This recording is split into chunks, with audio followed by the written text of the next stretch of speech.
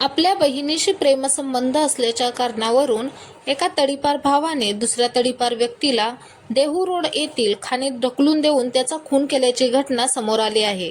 Dehu road police स्टेशनच्या पाठीमागे असलेल्या चर्चच्या लगत खाणीमध्ये हा प्रकार घडला।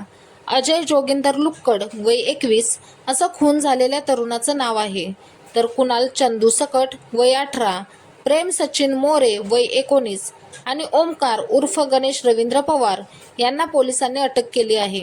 शुक्रवारी हा प्रकार घडला होता। या घटनेनं परिसरात एकच खळबळ उडाले आहे।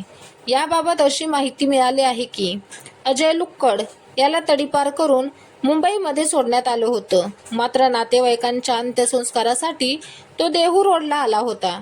याशिवाय आरोपी असलेला कुणाल सकट हा देखील तडीपार झाला होता। अजय याचे कुणालच्या बहिणीसोबत प्रेमसंबंध होते। गेल्या अनेक दिवसांपासून याचा राग कुणालच्या मनामध्ये होता।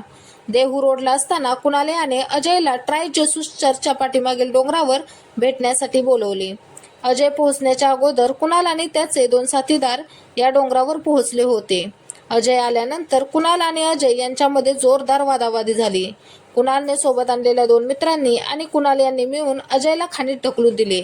या घटनेची माहिती मिळाल्यानंतर देहू रोड पोलिसांनी घटनास्थळी धाव घेतली। पोलिसांना अजय लुक्कड हा मृतावस्थेत आढळून आला।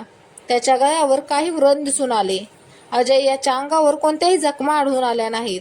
त्याचा मृत्यू नेमका कसा झाला हे शवविच्छेदनातून स्पष्ट होण्याची शक्यता पोलिसांकडून वर्तवण्यात आली आहे। व्हिडिओत काही त्रुटी आढळल्यास कमेंटद्वारे नक्की सांगा। व्हिडिओ आवडल्यास लाईक, शेअर, सबस्क्राईब करायला विसरू नका।